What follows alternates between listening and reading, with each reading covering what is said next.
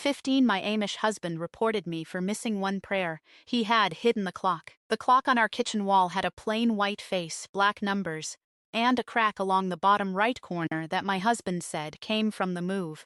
I never questioned that. I never questioned much in those first years. It hung between the window and the cabinet where we kept the good dishes. And every morning I looked at it the way you look at something you trust completely, without really seeing it at all. I was 22 years old when Eli reported me to Bishop Harlan for missing the morning prayer. I am 51 now, and I have spent the better part of 3 decades understanding what that clock actually was. My name is Sarah. I grew up in a small district in eastern Ohio, the second daughter of a family that valued quietness the way other families value gold. My father was not a cruel man.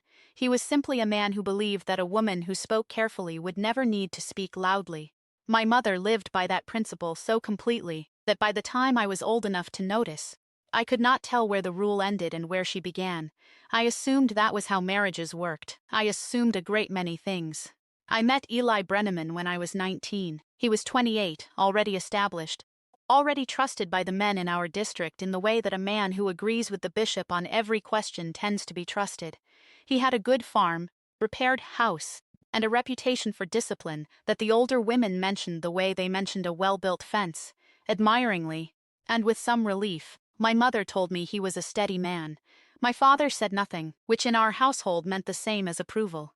We married in the late autumn of my 20th year.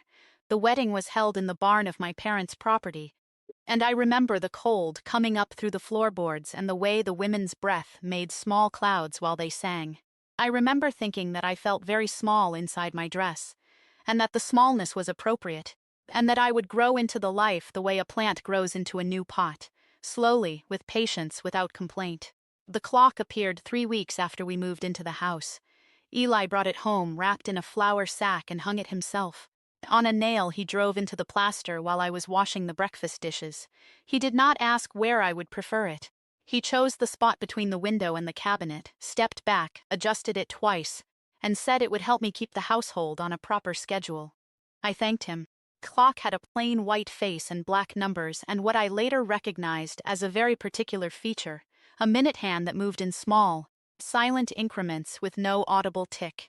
You had to look directly at it to know what time it was. You could not hear it from across the room. You could not hear it at all. I did not think anything of that then. A quiet clock seemed like a practical thing, a quiet house. In our district, the schedule of prayer was taken seriously. Morning prayer was observed before the first meal, ideally before 6, when the day was still gray at the edges and the household had not yet begun its business. Evening prayer followed supper. Before the dishes were cleared, there were no written rules about the exact minute. There did not need to be. Everyone understood the expectation. You did not allow secular life to crowd out devotion. You did not let the morning get away from you. For the first several months of our marriage, I kept the schedule without difficulty. I rose early. I prepared the household. I prayed before Eli came to the table. There was nothing to fault. Then spring arrived and the work expanded. We had taken on 2 additional acres that season, which meant more to manage inside the house as Eli managed more outside it. I began waking earlier to stay ahead of the day. Some mornings I lost track of where the time had gone between the stove and the garden and the laundry water, and my husband's instructions for the afternoon. On one morning in late April I sat down to pray, and Eli came in from the barn before I had finished. He stood in the doorway and watched me for a moment, and when I raised my head he said, in the same voice he used to note a fence post that needed replacing, "You're late." I told him the morning had run longer than expected. He sat down and we ate in silence. I adjusted my routine. I woke earlier still. I made note of the clock each morning when I rose, measuring my progress against it, and for a while things settled. A week passed without incident, then another. The second time Eli mentioned my lateness. It was a Tuesday in early June. I had risen before 5, I was certain of it. The room had been fully dark. I had lit the lamp myself and done half the morning tasks before the sky turned pale. When I sat for prayer, I was almost certain, that it was well before 6. The clock said it was 10 minutes past. I looked at it for a long moment. I thought perhaps I had misjudged the morning. I thought perhaps I was less organized than I believed myself to be. That is what you do when you have been raised to doubt your own impressions before you doubt anyone else's. Eli said nothing that morning. But in the evening after prayer, he sat across from me at the table and told me that a disorderly morning was a sign of a disorderly spirit. He said it quietly, without anger, the way a person states a fact they assume you already know. I apologized. I meant it sincerely. I believed him.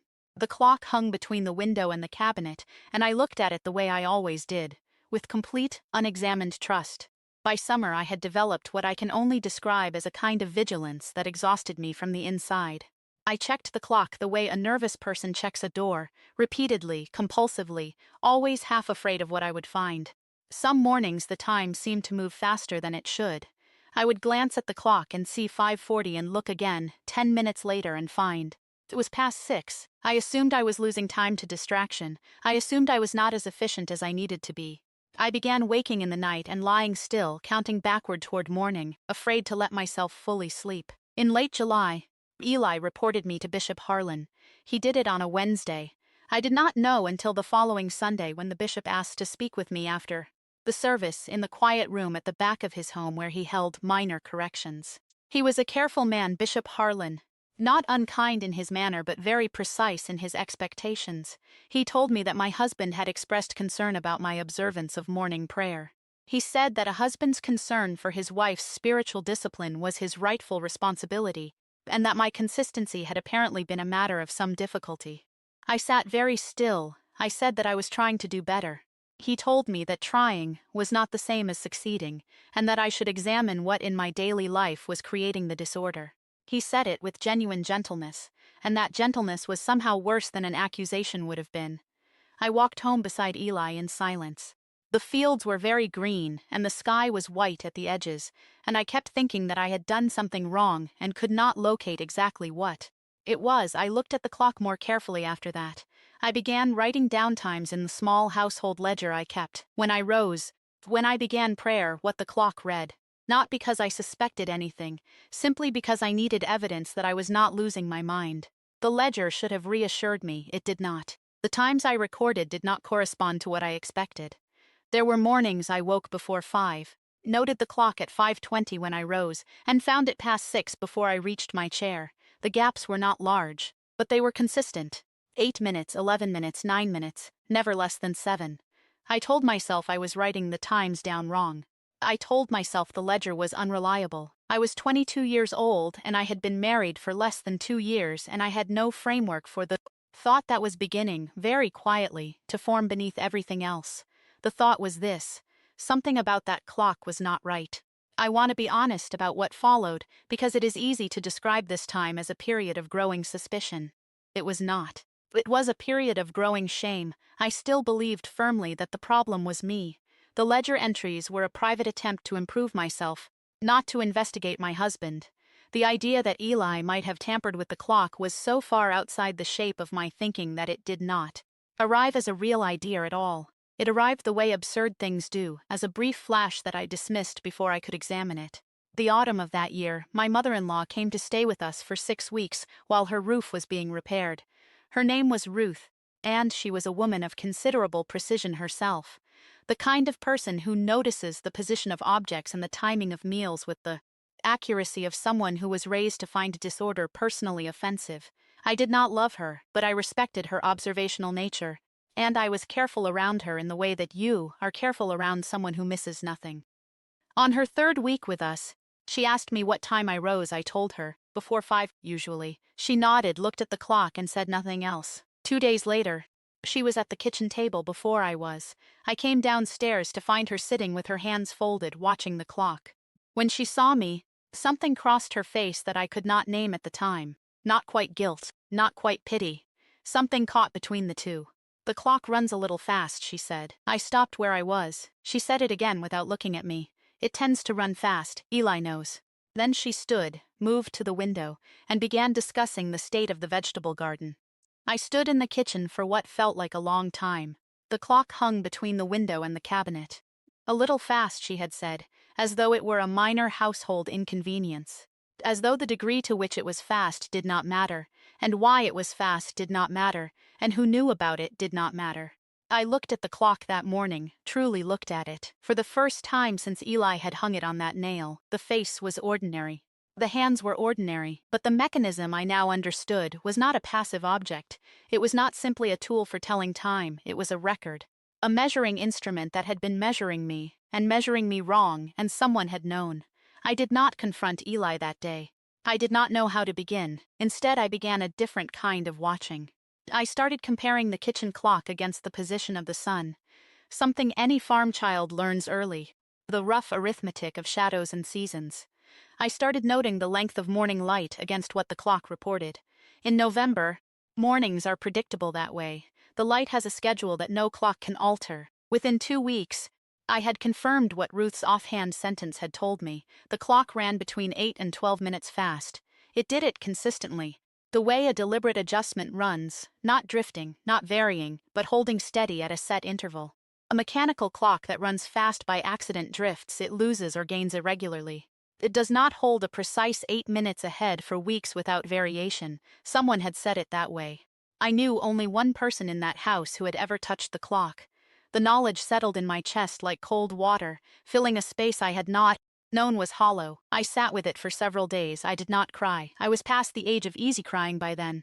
What I felt was closer to the sensation of recognizing a landscape you have been walking through for a long time, realizing that the landmarks you trusted were placed by someone else, for their own purposes, and that you have been navigating by them faithfully, going in exactly the direction they intended. I thought about the ledger. I thought about every morning I had risen in the gray dark and moved through my tasks with anxious precision. I thought about Bishop Harlan's careful, gentle voice telling me to examine the disorder in my daily life. I thought about Eli's face across the supper table, calm, patient, slightly sorrowful, the face of a man enduring a wife who could not quite manage herself. And I thought about Ruth, who had sat at that table before me and looked at that clock and said 4 words and then turned away. She had known.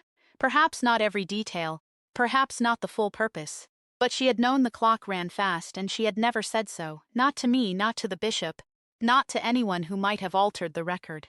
She had said it to me, finally, in the way people say the things they cannot fully hold on to anymore.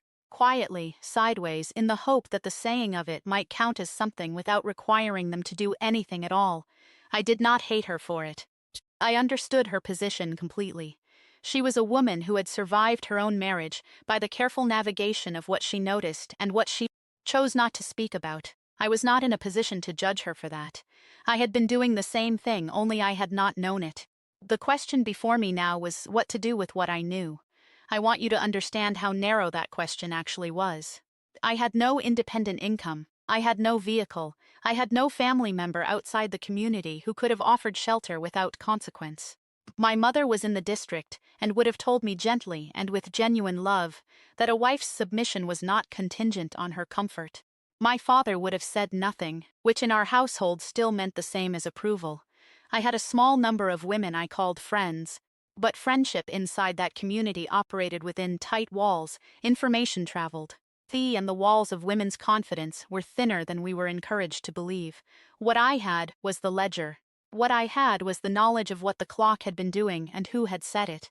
What I had was a clear, documented record of a manipulation that had been used to report me to my bishop and mark me, within my community, as spiritually disordered. I made a decision in early December of that year. I did not leave. I want to be honest about that. I did not pack anything. I did not go to the bishop. What I did was simpler than that, and in some ways more significant. I stopped looking at the clock.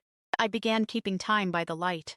I woke when the morning was still black, completed my tasks by the rhythm of the household itself, and sat for prayer in the early gray before the lamp was fully needed. I was never late. Without the clock to measure me by a standard that had been falsified, I was never late at all. The discipline I had been taught from childhood, the discipline that had been my mother's and her mother's before her, turned out to be perfectly adequate without a rigged mechanism subtracting. The minutes from my morning, Eli noticed the change within a week. He mentioned at supper that the clock seemed to be working well. I said I hadn't been looking at it. A silence followed that was different from our usual silences. It had a texture to it. He did not report me to Bishop Harlan again. Not that winter. Not that spring. In the years that followed, Eli would find other instruments. A household schedule posted on the wall with times I was expected to complete tasks, expectations for the timing of my correspondence, my visits, My resting control, I came to understand, is not a single object. It is a habit of mind that moves from one mechanism to the next, and if you remove one, the person who depends on it will simply locate another. The clock was not the cause of my situation. It was the expression of it. One particular, visible, removable expression I did leave eventually.